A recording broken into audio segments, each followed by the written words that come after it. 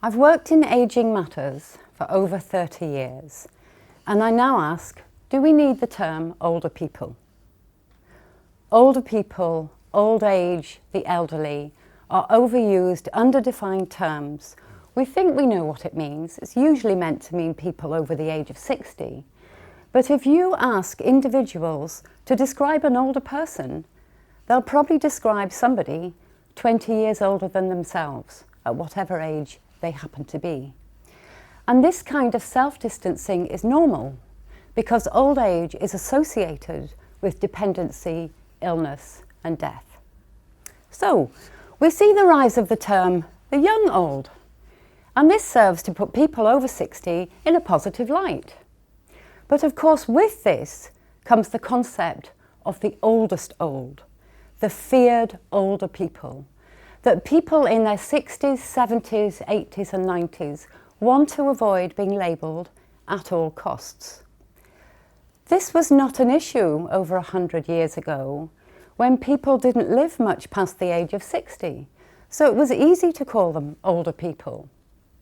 But the world is ageing, and the fastest growing segment of the population are people aged 80 and over. So do we need the term older people? Why don't we use age bands? There is a word to describe 10-year periods, such as sexagenarian, being 70 to 79, or octogenarian, being 80 to 89. This would serve to make the term older people redundant and provide much needed consensus and clarity for educators, research and policymakers concerning populations of all age groups. Let me tell you how this works for my nephew Jamie. Jamie was born in 1995, and for a time period of just 18 months he was classed as a baby. He was classed as a toddler for 2 years of his life, and then he became a child for 9 years of his life and a teenager for 7. He's now in his 20s. He will be in his 30s, then his 40s, before becoming middle-aged at 50. But when he reaches 60, he's going to be classed as an older person for the rest of his natural life, no matter how long he lives. What's so wrong with using age bands? All individuals should be referred to as people, regardless of their creed, their sex, or their age. But we shouldn't be afraid to talk about age if it is relevant to the discussion. Hi, I'm a sexagenarian. Now it sounds more fun, but it means that I'm in my 60s. I will be a septuagenarian in my 70s, I'll be an octogenarian in my 80s, a nonagenarian in my 90s, and if I live long enough, I'll be a centenarian at the age of 100.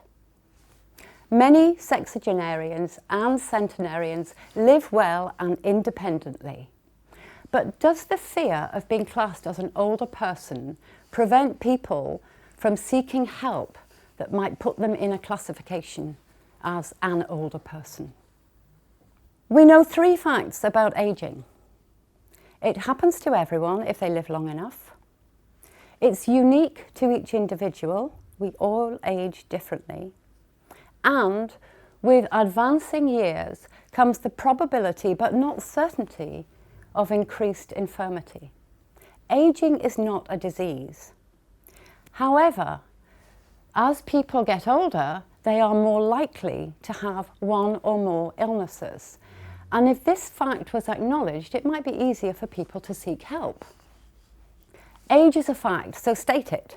I'm 62. Let's avoid using the term older people. So my message is, people in their 60s, 70s, 80s and 90s do not want to be classed as older people. Images of hearing aids and walking sticks that are associated with the uselessness of old age might be avoided by people not wanting to be seen as an older person. If this is acknowledged, it might be easier for people to seek help. And so if need and not age is the issue, we can get rid of the term older people. So in closing, I would say, the older you are, the fitter you've been. Be proud of your biological age and accept the aids and services you will probably need as the numbers of your birthdays increase. Age is a number, it is a fact, and it defines you. Old age is a concept that provokes feelings of negativity. So I leave you with this question: do we need the term older people at all? Thank you.